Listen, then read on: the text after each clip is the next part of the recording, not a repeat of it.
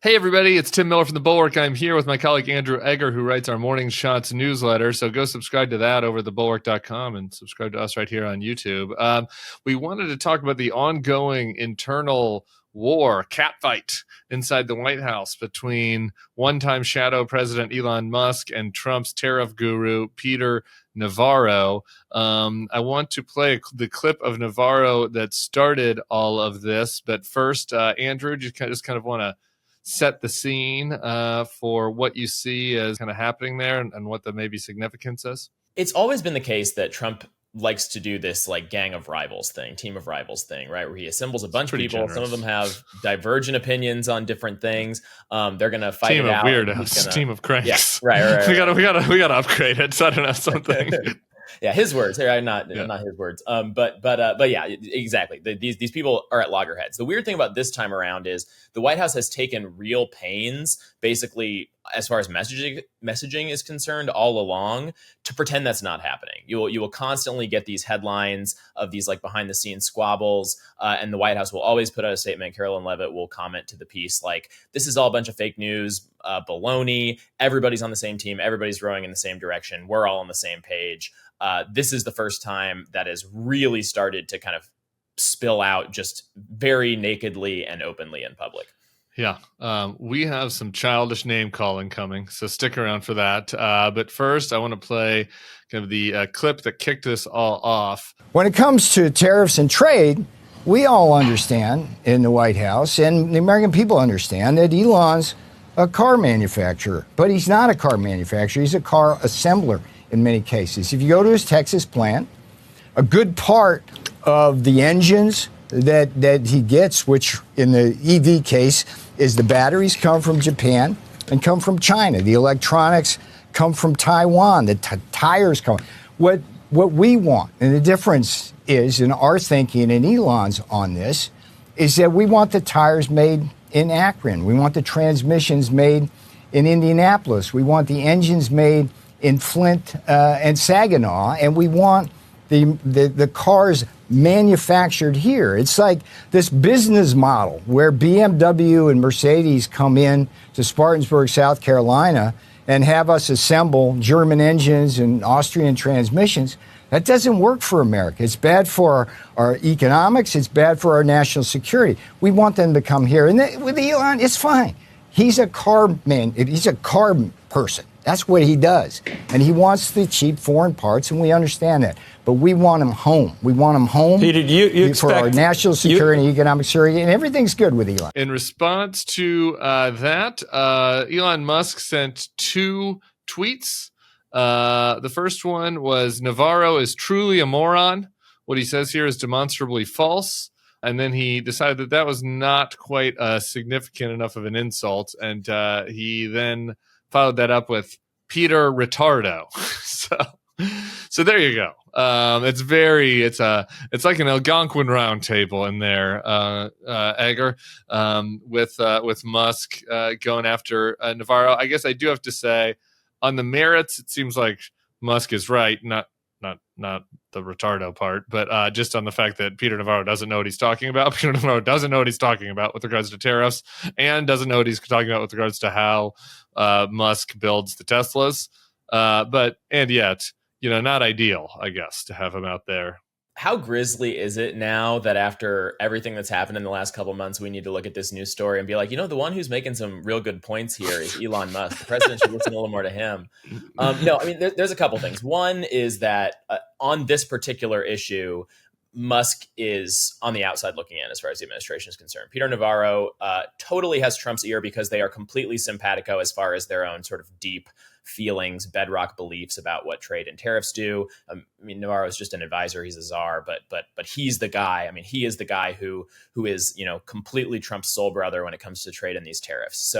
So Elon is kind of barking about that. You can see why he's frustrated. It's his business, and I mean, Peter Navarro is correct that Elon Musk's business interests are totally at risk in all of this stuff. Him and every other business owner who relies on any kind of outside inputs in the whole country, right? So the other thing is just though that as we've been talking about Elon, I mean, like the ticking time bomb with Elon all along has been, okay, Trump has this guy on his team who is rowing in the same direction as him, who has a lot of, who has helped him out tremendously, has opened him up to, I think, a subset of voters that were not core MAGA people going into 2024, right? Some of these like younger people, some of these bro-y people. It's not, a gargantuan subset, but like Elon helped a lot of these people like transition to Trump and gave him $1 bazillion and all this stuff. But now Trump has this guy around who is his own outside messenger, right? Everybody else in Trump's orbit is immune to Trump's sun completely. And Trump can like blot them out off the face of the earth at any time, as far as like their importance in Republican politics is concerned, or just politics is concerned. Elon Musk is not that way. Elon Musk has his own independent thing. He has his own gigantic megaphone. He owns Twitter. He owns X. I mean, like it is not, it's always been sort of like, I wonder what happens if Musk and Trump kind of actually get at loggerheads about important stuff, like a potential kind of economy capsizing trade war might be. So we're very early in that. We don't really know where this is all going to go. Obviously, right now, Musk is just blowing off steam, specifically at this sort of lesser light, this guru, Peter Navarro. But it's not clear. I mean, like, plainly, he is no longer on script as far as like no fire inside the administration is concerned. And so who knows where it goes from here. Yeah. Also, Musk has no filter and like is tweeting at all hours of the night. Who knows what that's fueled by, but like, so that has always been the interesting thing. And to me, it was always kind of like the thing Musk had on Trump. Like a lot of people always say it's like the money, right? That he, in some ways he's heavy, putting a lot of money into these races. And there's something to that. Like Musk, has a financial stake in Trump to a greater degree than any of the other kind of past people. It's not like in the first term when Trump got pissed at Scaramucci or Reince or something, like, that was going to cost him $200 million in midterm, investments. Like, Elon is unique in that sense. And yet there are other rich guys out there. The way that he's truly, sui generis is like the fact that like if Elon decided that like Trump was crashing the economy, and he's been being an idiot about it, and decided to start, and that he wasn't listening to him, and decided to start popping off publicly.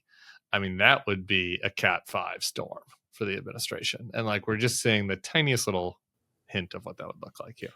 And I think a lot of people have underestimated the kind of the tail risk of that, just because there's this idea that what Elon is doing is sort of like putting on a performance of some kind in this sort of like deep plot to, insinuate himself with the White House and basically prop up his own business interests and get a zillion contracts and kneecap all of his competitors and so on and so on. And I think there is some of that going on, but I think that narrative undersells pretty significantly how much, like to your point, Elon is just going. Elon believes in his own projects extremely deeply with that kind of like tech bro glazed eye zeal. He believes in Doge that way. He believes in the Trump project that way. He believes in all the anti-woke stuff that way.